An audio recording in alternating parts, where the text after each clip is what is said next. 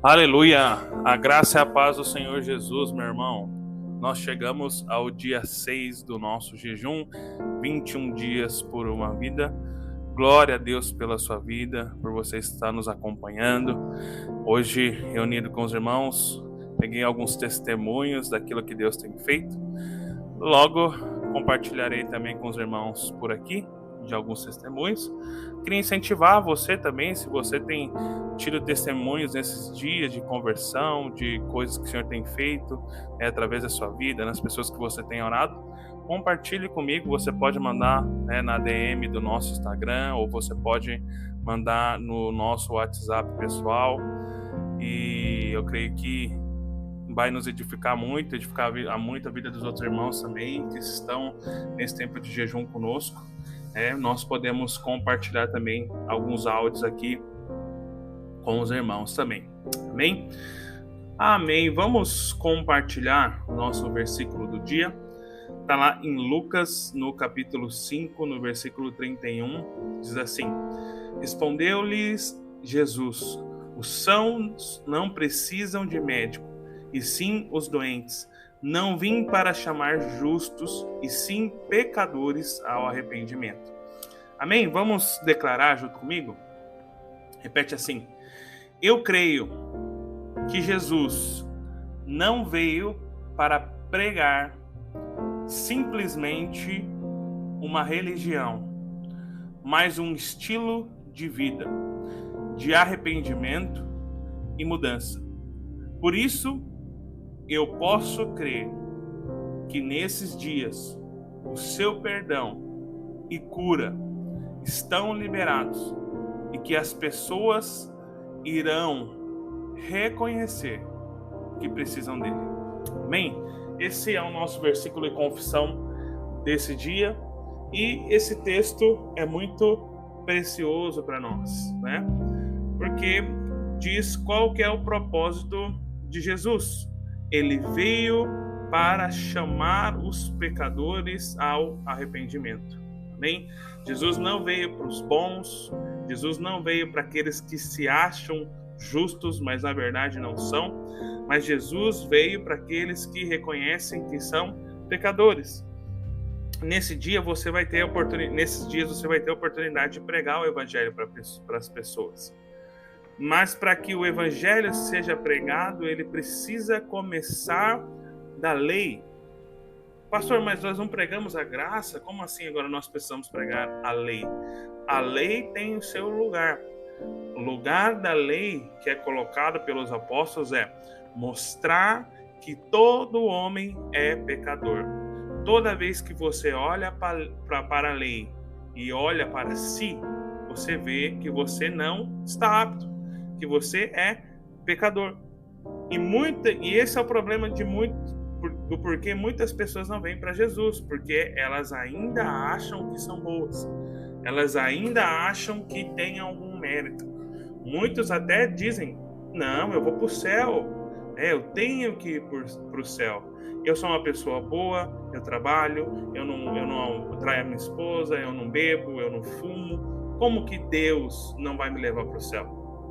Essas pessoas, elas acham que a salvação é por mérito, e o mérito que elas seguem é um padrão próprio, é um padrão moral humano. E a lei é o padrão moral de Deus, e o padrão da lei é altíssimo, né? Está lá nos 10 mandamentos: não matarás, não roubarás, não terás outro Deus além de mim. E se você se medir pelos 10 mandamentos, eu vou te dizer, meu irmão, é muito difícil você passar por essa peneira, se você sem quebrar nenhum, para não dizer sem quebrar todos os mandamentos. Mas a lei não se resume só nisso. A lei, ela é muito mais ampla. O próprio Jesus, quando no Sermão da Montanha, ele elevou o padrão da lei justamente para que as pessoas não pensem que era simples cumpri-la, porque a lei que os fariseus colocavam, né, e eles cumpriam externamente, né, e induziam as pessoas a tentar cumprir aquela lei, era uma lei muito baixa, na verdade. É por isso que Jesus fala: a lei vos diz, né, que não adulterarás, mas eu, porém, vos digo que se alguém olhar com uma intenção impura já pecou. Então, assim, esse é o padrão alto da lei. Você pode até dizer que nunca adulterou, mas dizer que nunca olhou para uma pessoa, para uma mulher ou para um homem com uma intenção impura é mentira, né? Jesus diz lá no Sermão da Montanha, a lei diz, não matarás, mas eu, porém, vos digo, se alguém odiar o seu irmão, já o matou no coração. Então, Jesus eleva ali o parâmetro. Por que Jesus eleva o parâmetro? Para que todos reconheçam que são pecadores. Não tem como receber Jesus sem reconhecer que você é pecador. E eu vou te dizer que esse é um dos grandes problemas do evangelho que tem sido pregado nesses dias, né? Do evangelho coaching, como nós falamos. Por quê? Porque a ênfase está em você. Não, esquece esse negócio de pecado. Você não precisa mudar de vida. Você é bom, você é bonitinho. Jesus ama você, Deus ama você. Deus quer você de volta. E realmente são coisas que são verdadeiras, né? Você não precisa mudar. Vem como você está, né? Ele ama você. Você é o ponto fraco de Deus. Então são coisas que têm um fundo de verdade. Mas você só pode desfrutar dessas verdades se você primeiro reconhecer que é pecador e ter uma atitude de arrependimento. Arrependimento é mudança de mente. A primeira mudança de mente que você precisa ter é reconhecer que você é pecador e você precisa de Deus. Você não é o bonitinho, não é o cheirosinho, você não é uma pessoa muito certa, muito correta. Pelo contrário, você é um miserável pecador. E ninguém pode chegar a Deus sem entender essa verdade. Esse é o primeiro passo. Agora, muitas pessoas precisam ter essa revelação, esse entendimento de que são pecadores. E é importante que você transmita isso. Agora, existem pessoas que quando ela tem um entendimento que ela é pecadora, porque muitas vezes ouviram a lei, né, de forma abrupta, ou de forma equivocada, ou ouviram somente a pregação na lei e pessoas insistindo nisso, acaba que essas pessoas começam a fugir de Deus, porque ela sabe que são pecadoras, mas aí ela não entendeu o segundo momento, é que apesar de você ser pecador, Jesus morreu na cruz por você, perdoou os seus pecados, e agora você é filho de Deus, e você é amado dele, e Deus quer ter você de volta. E lembrando que nós já falamos, a sua dívida já foi paga.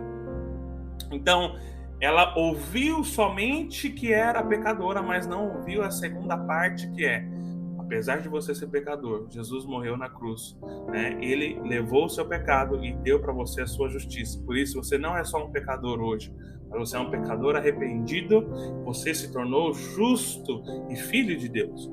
Então, existem pessoas que não ouviram o evangelho partindo do princípio de que ela é pecadora, e existem pessoas que só ouviram que são pecadores.